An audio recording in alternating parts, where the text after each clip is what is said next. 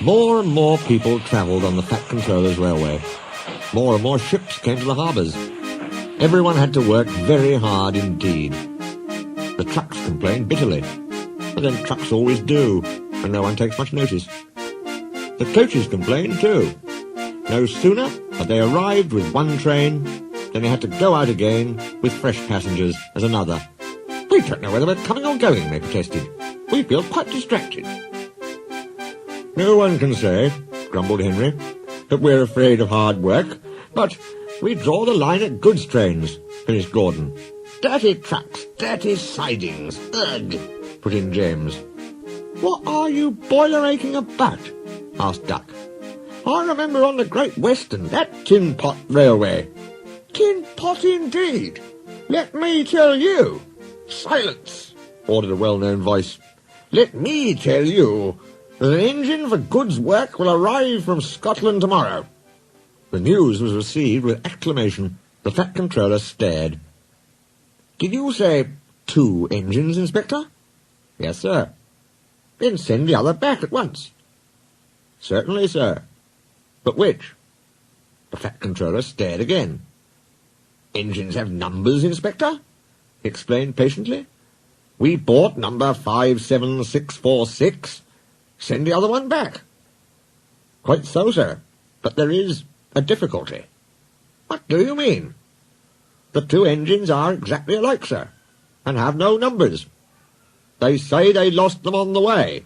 The Fat Controller seized his hat. "We'll soon settle that nonsense," he said grimly. The 2 engines greeted him cheerfully. "I hear you've lost your numbers," he said. "How did that happen?" "The mourner slyly slip it off, sir. You can know it is." The engines spoke in chorus. "I know. Accidentally, on purpose." The twins looked pained. "Sir, you wouldn't be thinking we lost them on purpose." "I'm not so sure," said the Fat Controller. "Now then, which of you is 57646? "Oh, that's, is just what we canna mind." The Fat Controller looked at their solemn faces. He turned away. He seemed to have difficulty with his own.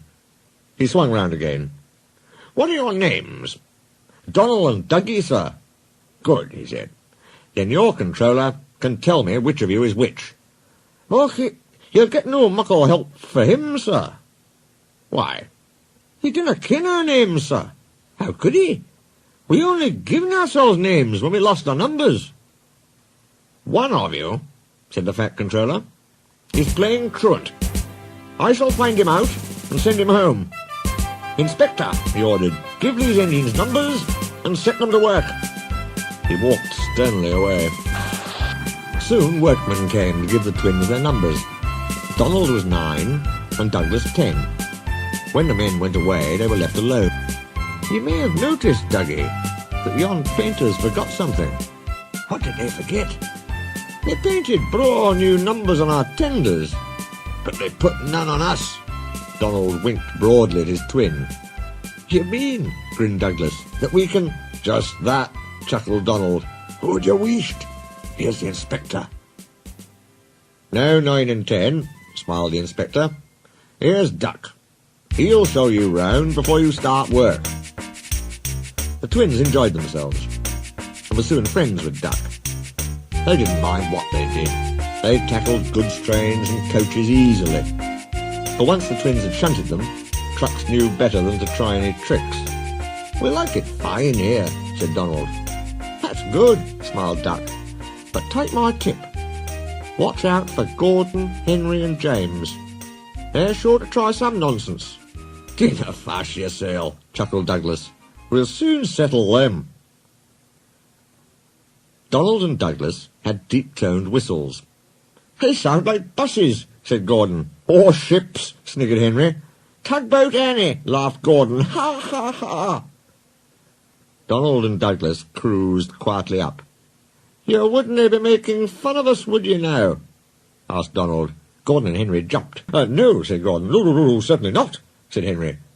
"That's fine," said Douglas. "Now just mind the both of you, and keep it that way." That was the way Gordon and Henry kept it. Every day, punctually at 3:30, Gordon steams in with the express. It is called the Wild Nor'Wester, and is full of people from England, Wales and Scotland. There is also a special coach for passengers travelling to places on Thomas's branch line. When the other coaches are taken away empty, engines have to remember to shunt the special coach to the bay platform. It doesn't wait there long. Thomas, with Annie and Clarabelle, comes hurrying from the junction to fetch it. Thomas is very proud of his special coach. One afternoon, Douglas helped Duck in the yard, while Donald waited to take a goods train to the other end of the line. As Duck was busy arranging Donald's trucks, Douglas offered to take away Gordon's coaches. Douglas was enjoying himself when an awful thought struck him. I hope the Fat Controller doesn't find out I shouldn't be here. I couldn't abide going back. He worried so much over this that he forgot about Thomas's special coach. He pushed it with the others into the carriage siding, then ambled along to join Donald at the water column. As he went, Thomas scampered by, whistling cheerfully. Soon Thomas came fussing. "Where's my coach?" "Coach?" asked Donald. "What coach?" "My special coach that Gordon brings for me. It's gone. I must find it." He bustled away. "Lost sakes," said Douglas. "I more'n a stowed the special coach with the others." "You see that?" exclaimed Donald's driver. A mob of angry passengers erupted from the siding. "They're complaining to the Fat Controller. He'll be coming here next." "Now listen," said Douglas's driver. "We'll change tenders. Then I'll wire with ye, Donald, and take yon goods. Dinna fash about us. Quick now, do as I say." The Fat Controller and 3 passengers walked towards them. But Donald, with Douglas's tender, number 10, was out and away with the goods before they came near. Douglas and his driver waited with innocent expressions. "Ah," said the Fat Controller, "number 9. And why have you not taken the goods?" "My tender is awa, sir." The driver showed him the tender, still uncoupled. "I see. Some defect, no doubt. Tell me, why did number 10 leave so quickly?" "Maybe, sir," put in Douglas, "he saw you coming and thought he was late." Said the Fat Controller. He turned to the passengers. "Here, gentlemen, are the facts. Number 10 has been shunting the yard. Your coach disappeared. We investigate. Number 10, disappears too.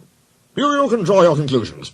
Please accept my apologies. The matter will be investigated. Good afternoon, gentlemen." The Fat Controller watched them till they climbed the station ramp. His shoulders twitched. He wiped his eyes. Douglas wondered if he was crying. He wasn't. He swung round suddenly.